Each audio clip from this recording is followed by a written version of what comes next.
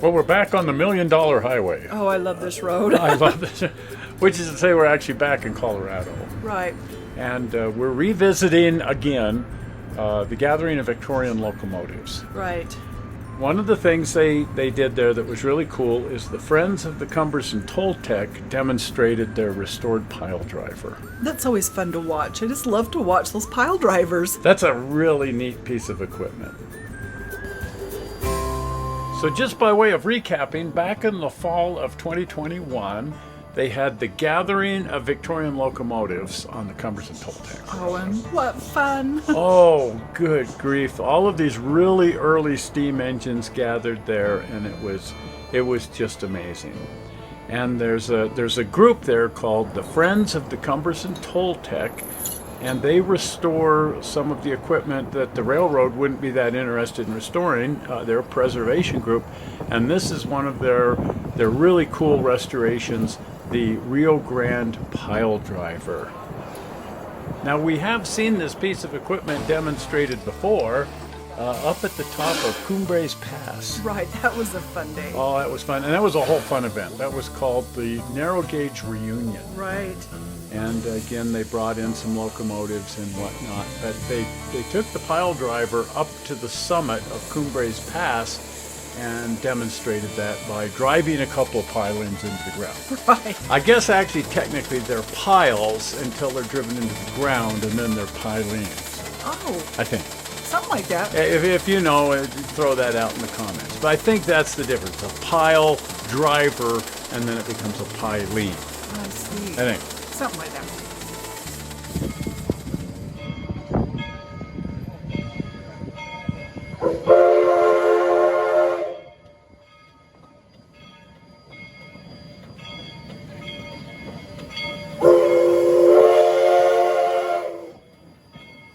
So this is Denver and Rio Grande Western 315, and it was restored by a group in Durango. And they've just brought it here and it's on loan. But they need to use this locomotive to power the pile driver. Oh, really? Yeah, the pile driver runs on steam, but it doesn't have a boiler. So you actually have to tie it into a steam locomotive. So they will switch the locomotive into the pile driver and then tie a steam line between the two. Oh, my. Fascinating. It is. Now you'll notice that the locomotive's been renumbered 425, and it's also been backdated. That was its original number. I see. And then it became 315. Now the Friends of the Cumbres and Toltec have actually restored a whole bunch of maintenance equipment. Look at all this I stuff. know. It's amazing. And they've built this really cool building here to hold all of their maintenance equipment. Normally the pile driver would be parked right here where I'm standing. Right. So all of this equipment is mobile and restored, and they'll take it out just for photo specials. Right. And events like this one. Absolutely.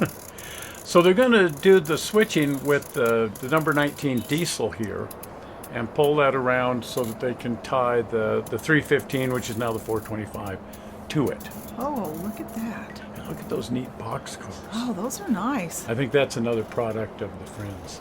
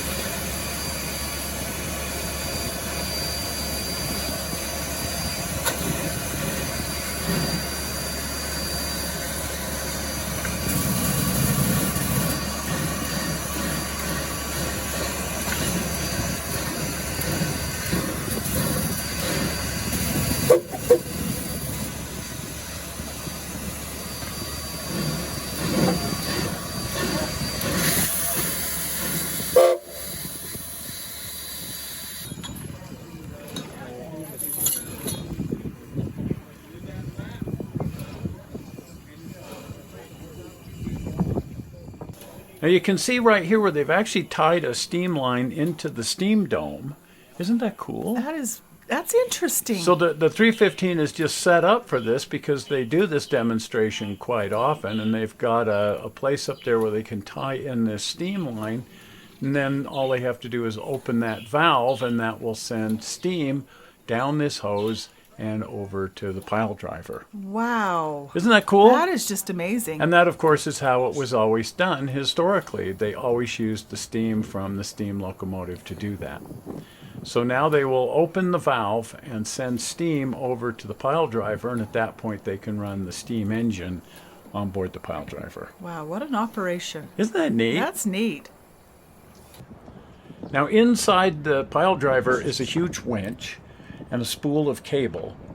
And then they can use this cable. In this case, they're going to take it over there and tie it to one of the piles so that they can drag that over to the pile driver, because the pile of piles is over here where those guys are standing right now. And then they also have a bunch of pulleys that they can attach to pull things in different directions. Some of the pulleys attach right to the rail. At any rate, finally the steam engine will be used to raise and lower the hammer and drive the pile into the ground, creating a piling. Oh, neat. Isn't that cool? Wow.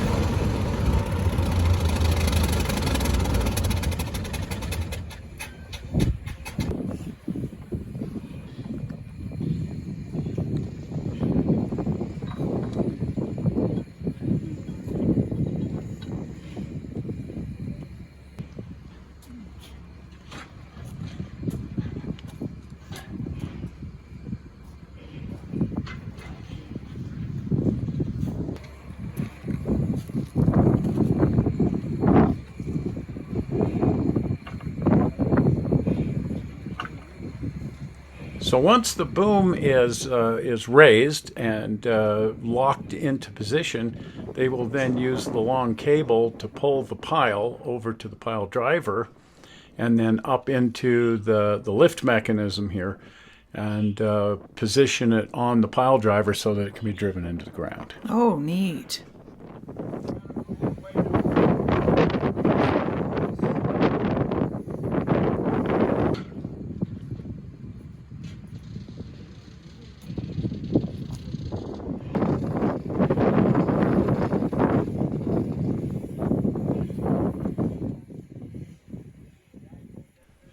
So at this point, the hammer will be raised so that they can position the pile underneath the hammer.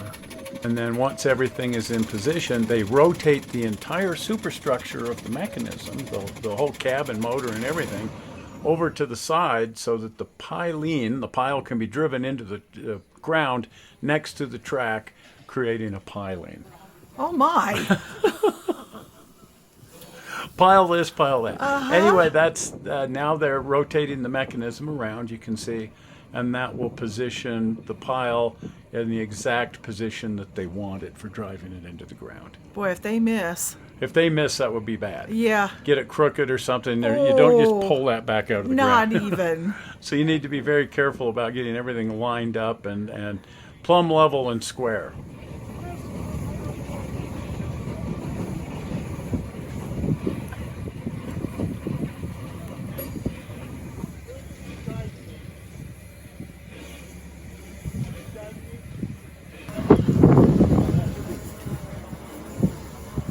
And now at this point, they will very, very gently and slowly lower the hammer onto the pile, making sure that the tip of the pile is exactly where they want it by just very gently lowering the hammer on top of it.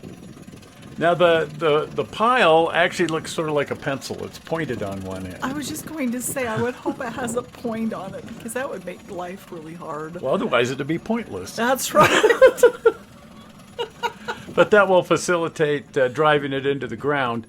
And at this point, they're making sure the point is exactly where they want it on the ground and that the pile is absolutely vertical. And now they can raise the hammer and then very gently tap it to make sure they've got the pile started into the ground. And now they can just start a whole series of hard blows on the pile to drive it into the ground. Unless they hit a rock. Unless they hit a rock. And I don't know what they do at that point. That's what I would, if it were me, I'd hit a rock. I'd hit a rock. 2 feet down, you'd hit a giant boulder, and that'd be that. That'd be it. That'd be the end Split of it. your pile.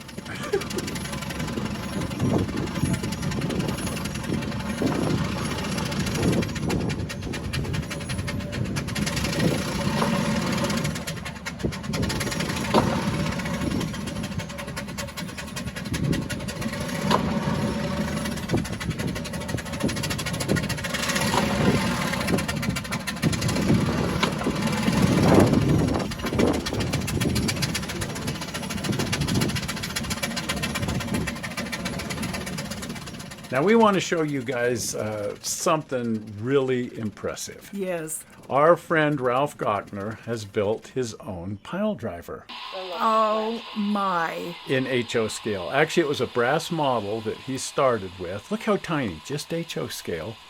And it's a What? fully functional, working Union Pacific standard gauge pile driver. Oh my. Oh, look at that. What? Is that the coolest thing ever? Oh my gosh. And then the hammer works in everything. He can swing the superstructure around, and he's going to drive a pile right next to his trestle here to reinforce the trestle. Just get your finger out of the way. Oh, there it goes. Oh my. Amazing.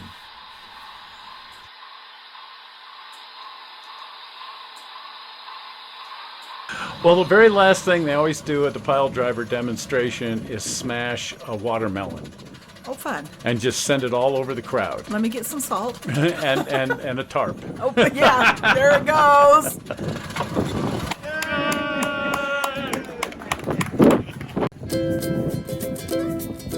Well, that was really fun. Uh-huh. Really fun to see, and thank you, friends of the Cumbres and Toltec, for showing us this.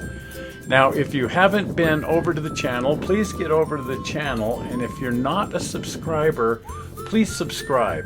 And you can do that by clicking on the infamous blue button. Zoink, right there. The blue button. Well, we're not sure how you found this video on the internet. We hope you didn't find it boring, and we will see everybody on Tuesday. Yes, next Tuesday. See you then. Bye. Bye-bye.